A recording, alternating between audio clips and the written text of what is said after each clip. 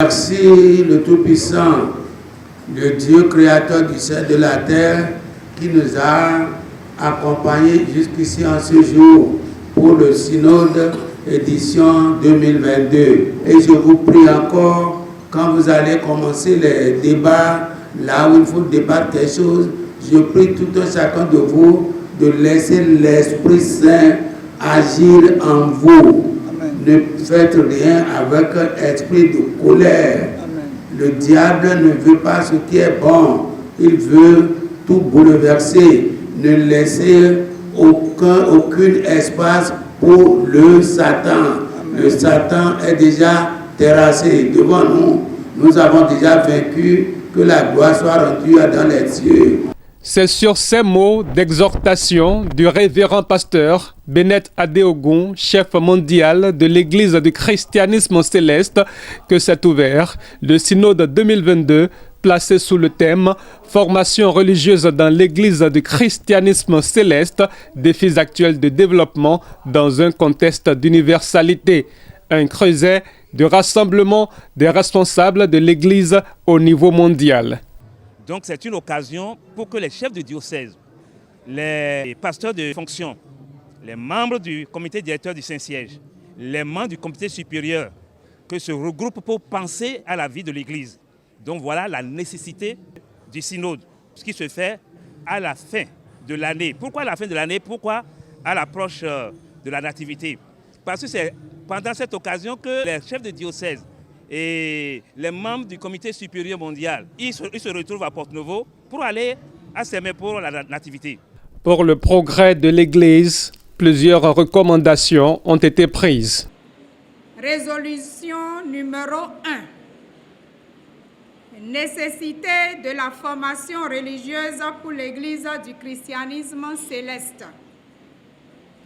Résolution 2. Poursuivre les réflexions en vue de la création d'écoles ou d'instituts de formation religieuse dans un bref délai. Résolution 3. Former les responsables paroissiaux comme une priorité pour l'Église. Résolution 4. Mettre en place un processus de création du cadre juridique et légal pour l'émulation des initiatives privées des écoles de formation religieuse. Résolution 5.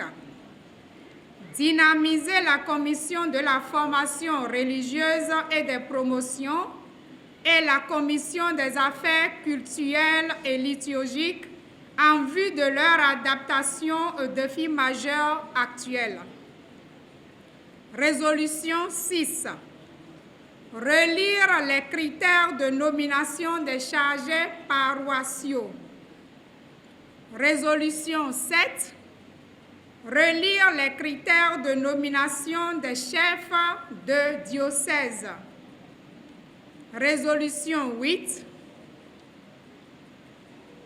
Dynamiser l'animation de la vie spirituelle conformément aux prescriptions de l'Église du christianisme céleste, entendu que les chefs des diocèses sont des représentants du Saint-Siège dans leurs pays respectifs. Résolution 9.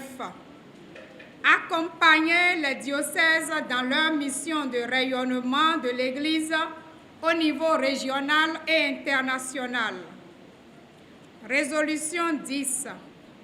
Renforcer le dialogue avec les diocèses à travers la création au Saint-Siège